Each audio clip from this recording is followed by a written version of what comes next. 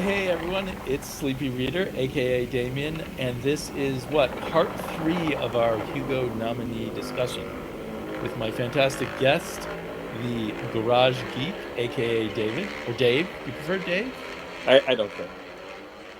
Both are nice. Garage Geek, aka I Don't Care. And Hello, everybody. today we're going to discuss John Scalzi's The Kaiju Preservation Society. Oh, we both You have the proper covers. cover. The only copy I could get from the library was the large print edition, and apparently it has its own cover. Yours is nice. No, I like the looks like a dragon rather than a kaiju. Yeah, well, we can get to that, but they weren't traditional kaiju in the sense of the ones that you see in the movies, like the Godzilla movies. They were very different. But they weren't like what's on the cover here either. But before we dive into the book too much, I just want to say I think there's no way to discuss this book without quite a bit of spoiler, because I think in a way it's spoiled by its title. Not really, because you don't. I have no idea what this was, where it was going, and what it did. So it had some things like I didn't like. Spoiler: it doesn't take place on Earth. Like like I didn't realize that. So I guess there's a variety of covers, because there's that one I had, and this one that you have, and then there's this one. I don't know. Maybe that was of the hardcover. Maybe, I don't know. Must be. Or the British version, but it doesn't look like how they do British covers. Yeah. And I dug up some pictures of the author, John Scalzi. So we just discovered he's been publishing novels since 2005. He won a Hugo Award in 2013 for Red Shirts. Yeah, I read that one. And his first novel, which is the only one I've read before, was Old Man's War. I have it. And you have an actual physical copy of that. Have you read that? No, I want to. And you said there were cover. I like the 4 other books in that series? I believe 5. There's 6 total. Crazy. And here's part 2. Which I also grabbed for the cover. The original Old Man's War was kind of a response to The Forever War by Joe Haldeman and Starship Troopers by Robert Heinlein. Yeah, and I like both of those. I don't think it was as deep as either of those in terms of commentary, but I might be remembering wrong, because I read it way back when it came out in 2005, when he was a hot new writer. So he's a very well-established guy. And but now we know who won the Hugo Awards. Which I don't know yet. No, you know. He told me right before this stream that, hey, they announced it. And I was like, I don't know. And then I was like, announce it live. And then he's like, but it's one of the ones we haven't read. And I was like, oh. Yeah, so wait, let's review the 3 that we read. Which 3 did we read? Read the Daughter of Dr. Moreau. We read Legends and Lattes, and we read the Kaiju Preservation Society. You are working on the Nona the Ninth series. Yes. Were you on the second book or the first book? You mentioned I finished the first one, and I have them, like, the second one's in my queue, but they're very long. They are, and it sounds like a little bit like one of those Hunger Games type of story. Yeah, it is, but it's got a lot more in it. It's just there's a lot going on. Like I think there's too many details that aren't necessary, but overall it's good. Yeah, it's convoluted. But I have just cruelly decided not to read it, because I don't want to read all 3 books, and I have been told that you can't read the third one without the other ones. So I'm just going to pass on that. And so then we have left to read The Spare Man and Nettle and Bone. And Nettle and Bone by wait. This is weird. It says by Ursula Vernon. That was not the website that I'm looking at. Says Ursula Vernon. I'm going to look it up. That was not the name of the author. It was something Kingfisher, like T. Kingfisher. Yeah, I actually have that one. So that's weird that maybe that T. Kingfisher's her made up name and Ursula is her real name. Oh yeah, I don't have that one yet. but I put that one on hold. Vernon. But her author name is T. Kingfisher. Anyway, she won. I have started reading that book. It's purely a fantasy book playing off of fairy tales, which is like a whole subgenre of fantasy, right? Where you rewrite fairy tales. Yeah.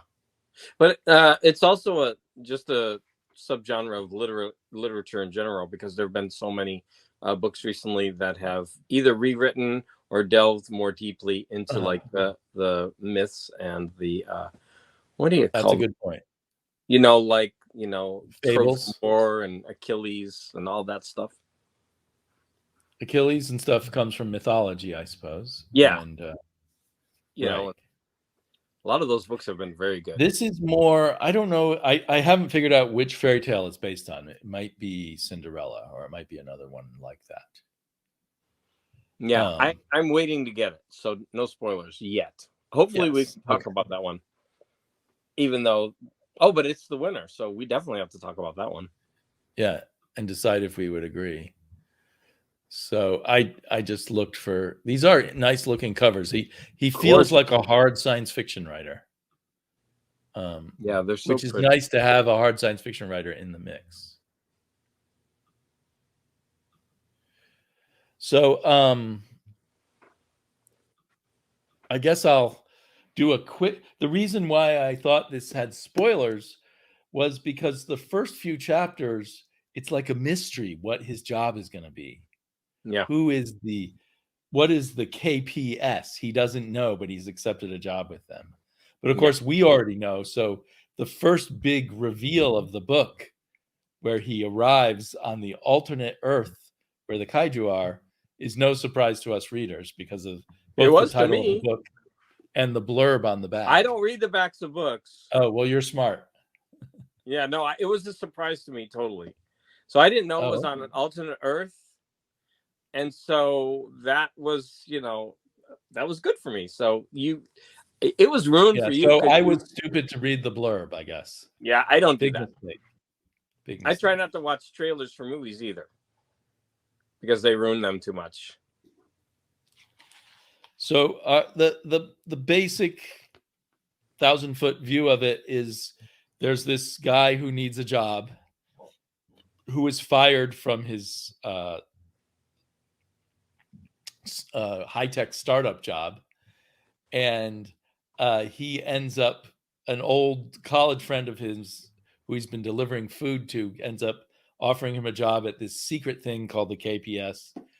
And it turns out that they are sort of the guardians of alien life on an alternate Earth that you can get through to if there's enough nuclear radiation, such as a bomb or probably a nuclear power plant, I imagine.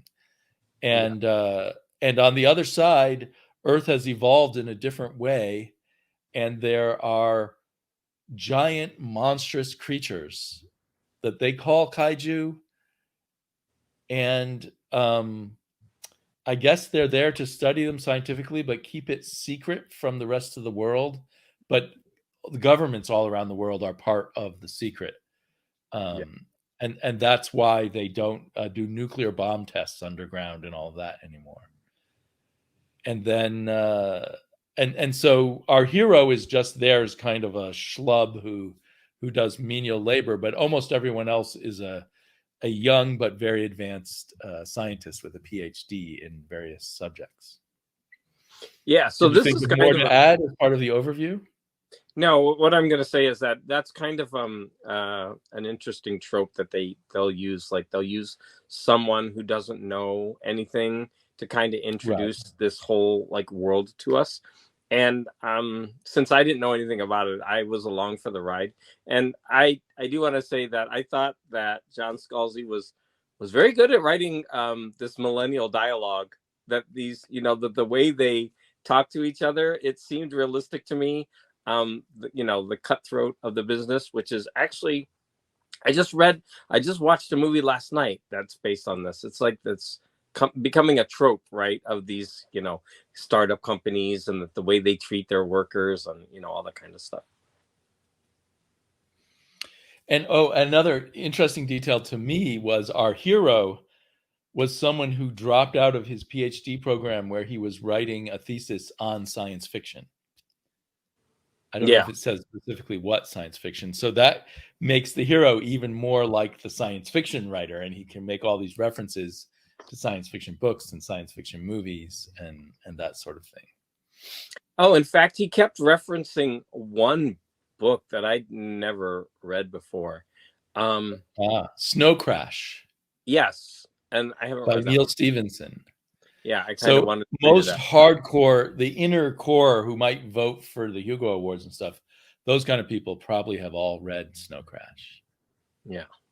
I do want to say one more thing. It was interesting how they explained the Kaiju, mythology that has, arisen on our Earth based on, what has happened on that planet and like the leakage. Right. Yeah. So when a nuclear bomb went off in the ocean somewhere, there really was a giant monster that appeared. Only it quickly died and the governments covered it up. But so the Kaiju, although they're ginormous, described as mountains, they die very quickly in our atmosphere. Yeah.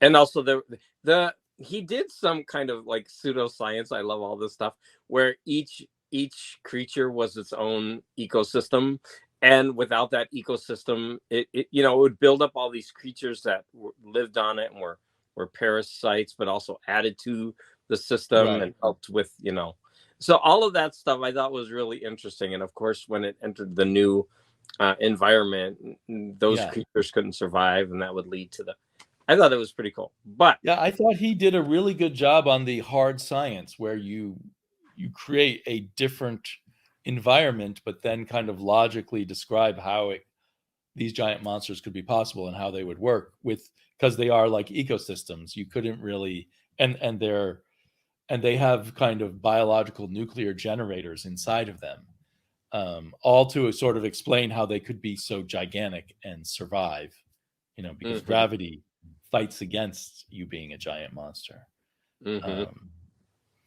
So, but to me, all the millennial talk was not interesting. And I couldn't tell one character from the other. They were constantly jibing back and forth at each other. And it all just seemed like one character talking with themselves to me. And that's why ultimately I didn't love this book. Oh, I get what you're saying, right? I kind of didn't try to differentiate all the characters.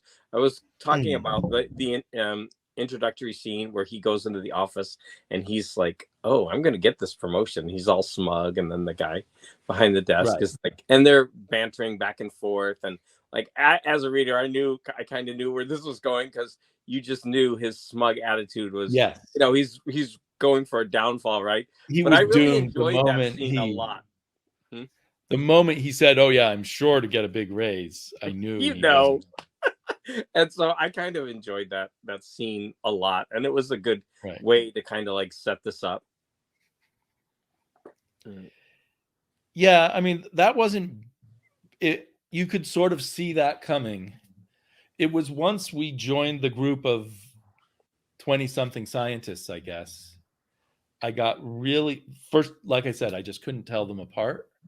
They were all from they all had names that implied they were from different parts of the world. And there was a character too. And someone was called They. Yeah. But I never figured out which character was the They. They literally, I could not distinguish the characters. There were the scientists, and then our one guy, I could tell he was the other guy because he would make references to science fiction.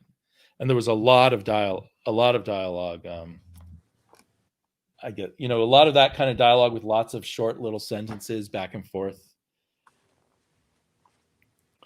At them, if you want, it's optional. It's not meant to kill them. It's meant to get their attention. Anyway, it's just a lot of bang, bang, bang, bang, bang. And they swore a lot, which I thought, well, I guess that's one way to make them seem like legitimate millennials. Have them say fuck constantly. But I get bored of that. Oh, Don't say those words. No. Yeah. You didn't mind reading those words, but see. Yeah, no, I'm not a prude. So, unlike you, because we actually discussed this a little bit, I actually really enjoyed this book up until the last fourth. But that's the case for many books that I read, because the intro is kind of this wondrous, let's figure out what's going on. Oh, this is kind of neat. But by the end, they've just got to, wrap it up. And I was getting tired, with, the wrap up, because I don't need to. The final part of the book is where they're actually, a plot actually develops. Before that, it's just like, here, here's your big reveal of the world. Then you get to take an air trip through the world and see a bunch of it. Then he arrives at the fort. There's various forts around the world where they do scientific studies. And he arrives at the fort and he learns more about the environment and how the kaiju work. And we get a bunch of back and forth by the characters that I couldn't tell apart for a long time. And it's only in the last fourth that the evil tech mogul shows back up, and we discover he's trying to steal things from the kaiju world for economic gain. Yeah, that was a plot device that I could have used without. I mean, it was too coincidental, right? The same character showing up over and over again. Right. He's the same guy. If you have a gun in Act 1, you have to shoot it off by the end of the play, kind of thing, I think. Yeah. And it served its purpose, but I was just like, The guy was totally evil, and he basically was like a James Bond villain. Yeah, he was. He was, trying to take over the world and use his dad. He had henchmen, and they had technology, and they were stealing a kaiju, and they were happy to kill anybody. It was anything to just have their master plan completed. Yeah, like I said, by that time in the book, I was just kind of like, okay, I'm ready for this to be done. But up until that point, I really did enjoy it. I enjoyed like seeing the new world, watching him go through training, the reasons for it, like him being, just the changing of the guard at the installation. And I just thought all of that was just kind of really interesting and neat. But by the last fourth, I was just like, okay, let's wrap this up. It wasn't bad. I'm not saying like I was horribly bored. I was just like, the wonder was kind of gone, and I'm ready for this to be done, because it basically devolved into, the standard kind of, like you said, like a Bond villain kind of ending. Right. There's a big set piece with lots of people being killed and lots of explosions. Action movie. Yeah. And the bad guy dies in a very cinematic way, Yeah. It was all like, so yeah, I that's a fault for me with the book, but otherwise I thought it was pretty enjoyable. So I know you didn't enjoy it. Okay, so I'm going to criticize it a little further just before. So it's meant to be just a fun book, I think. But you spend so much time with just this group of characters, I was expecting some kind of development there. It was just like, I don't know. Well, I read this large print version, so there's more pages, but it was just like half of the book was conversations between these people. But they didn't develop as characters. Our hero did not develop. The only thing that developed is we found out the evil guy was even more evil, and then we stopped him.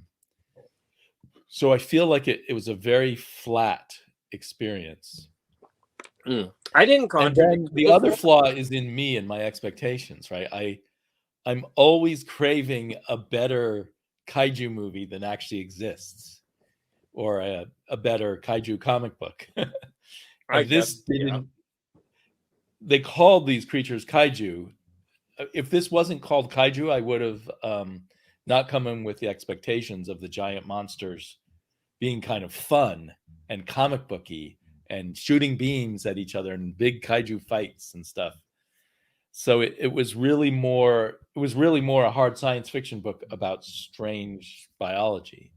And that's so I'm saying that was good kaiju. And that was bad at the same time because these are the real kaiju. I wanted to have more fun.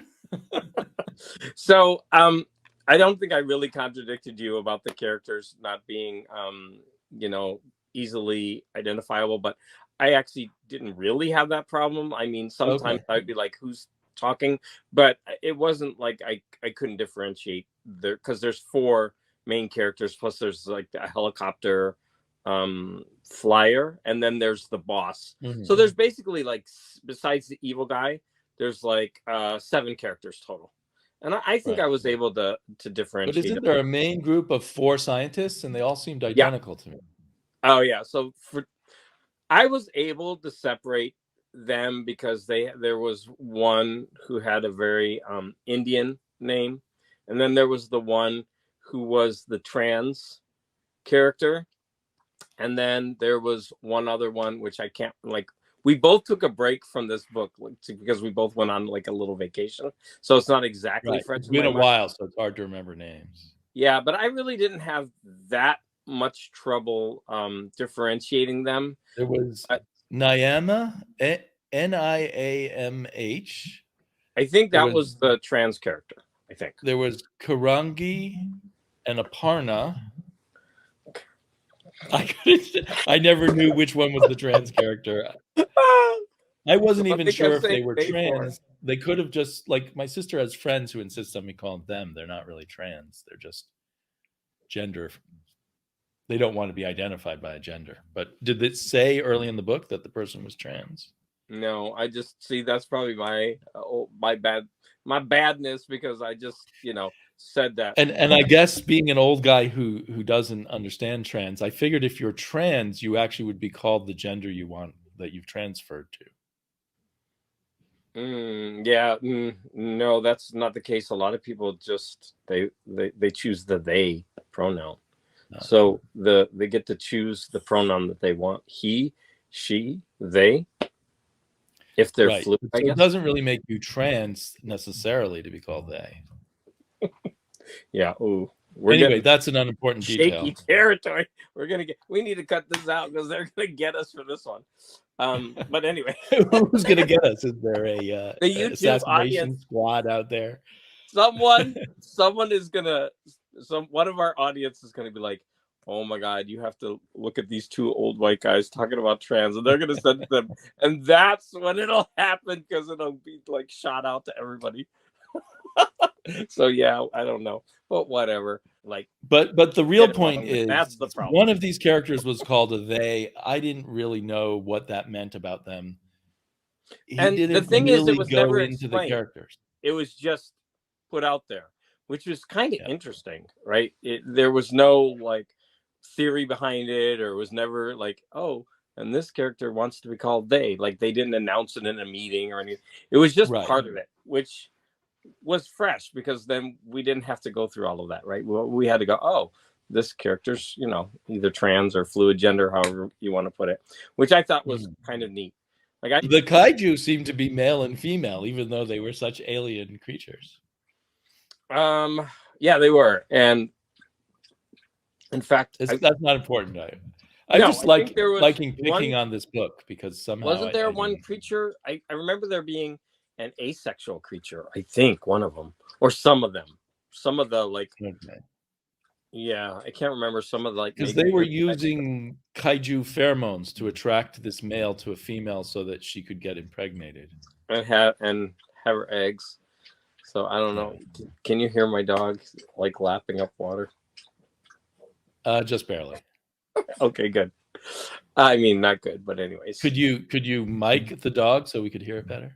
No, I don't. He's over there just I don't know. He just always seems to get thirsty when I'm on camera. It's like this ongoing thing.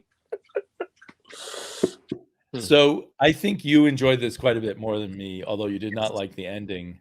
I think for me, the ending was not as painful because I already just thought the book was very... It wasn't making a very big effort. Other than the science. Yes. So I actually felt a little more interested by the end of the book when something was actually happening. Since I had so much trouble tracking characters, when there's just plot cliches happening, that was somewhat amusing. Oh, yeah, that could be. And we also could talk about the fact that we went into this book, like we had discussed this off camera, like we both read other books by this author, and I don't think we thought that this was like an amazing author, and so I don't like I was going into the book having only read Red Shirts, and I didn't particularly enjoy that. And it did win the Hugo before. And so I wasn't expecting, a book that I was going to like very much. And so I was pleasantly surprised when I started really liking this. So that was a good thing for me. And I think I liked Old Man's War quite a bit more. And that one I actually did like the one book I read by him. I didn't love it. I fall in love with some authors and then I try to get all their books. But I enjoyed it. I thought, well, eventually I'll read some other John Scalzi books. But I thought you read one other book by him, more recent. Nope. I don't know. I misremembering. Maybe I misspoke. Maybe I said I'd read 2 and I lied. No, I tend to be hyperbolic. Nope, is that the right word? Anyway, so I would not give this the Hugo. Well, it didn't. So, but it's the most science fiction-y book so far that we've read. Yeah. Wait. What were the ones? The second one we read, not Moreau. What was the Legends and Lattes? Oh yeah, that wasn't. That for sure wasn't science fiction. But of those 3, would we both pick Legends and Latte over Moreau, and I'm sure. Like you would still pick Legends and Latte over this one. That's interesting. As time has gone by, I'm leaning a bit more towards Moreau. Really? Like it's a meatier book, even though it didn't succeed. Do you ever like your brain shifts on something a little bit out over time? Yeah, the trans issues. So my brain was transing from Legends and Lattes to sorry trans people. That's only a play on words, not on people. No, of course. If you think about it a while, certain things change over time. I think Legends and Lattes was a delight to read, but a week later it was already kind of faded from my mind. Whereas like the foam the Moreau book was still simmering in the back of my brain a bit. It never simmered for me. The Moreau, it never did. Like I've been reading the John Fosse books. He just won and that after I'm done, I'm still kind of thinking about it and thinking it through. And the Moreau to me wasn't that deep. It just wasn't. Maybe it's because I was also thinking about its connection to the H.G. Wells book, which hit me. Now the original I thought about more. All the books we've read so far, the H.G. Wells book was very good.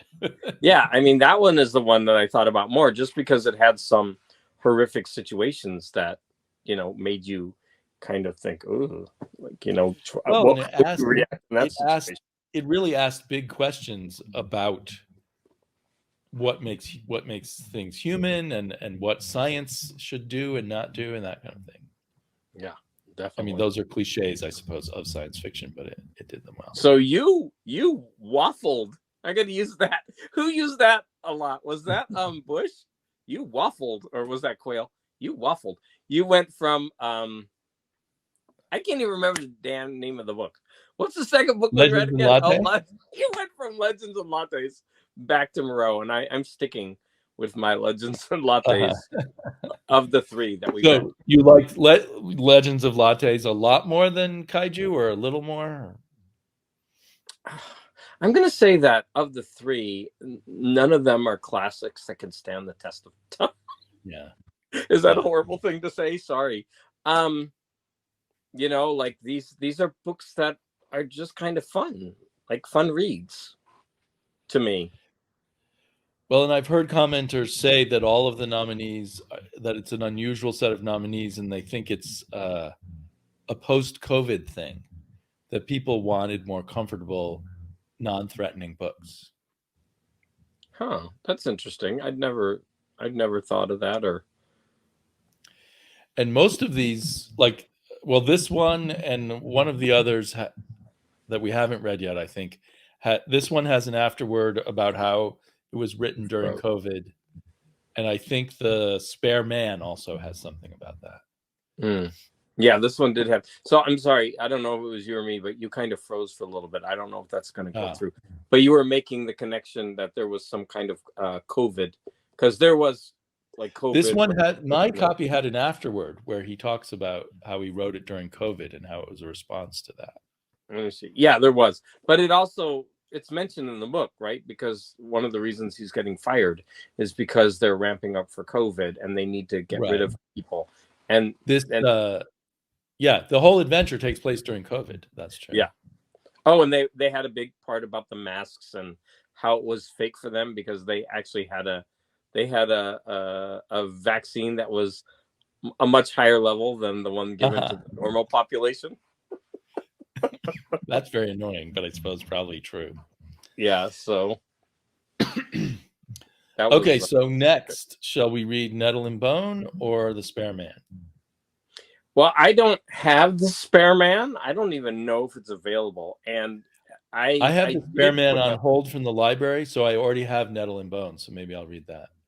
Okay, so if you I did put a hold on Nettle and Bone, so it's just when I get it. So yeah, let's do Nettle and Bone, and then I'll check to see if I can get The Spare Man. I don't think the kaiju in the story had real heads. Like at the top of their body, some eyes would roll around or something. Yeah, they kind of seemed like spiders to me, at least the giant ones. So my dog's go back up. Yeah, with all those, they kept talking about all those eyes, and so I was thinking about spiders because spiders have a bunch of eyes. I thought they just, when they need to see something, an eye pops out of the top of their head. Could be. He's not big into description. Yeah, and there were a couple different kinds, and I don't know if they were that well explained, but it was it was what it was. So for me, this was just more fluff. This was another fluff book. Right. Fun read. And if you want fluff, the first one to try is Legends and Latte. Yeah, this kind of reminds me of like a Michael Crichton book. You're right, it is, and you can almost picture the movie they'll make out of it. Yeah, if they do make a movie. Mm-hmm. Okay, well, thanks for joining me, and we'll do it again. And I don't know if we'll do another book project after this one. We'll see. Yeah. So thank you, everybody. Bye-bye. So we're done, right? So we can. You got to turn it off. Okay, yeah, we're done.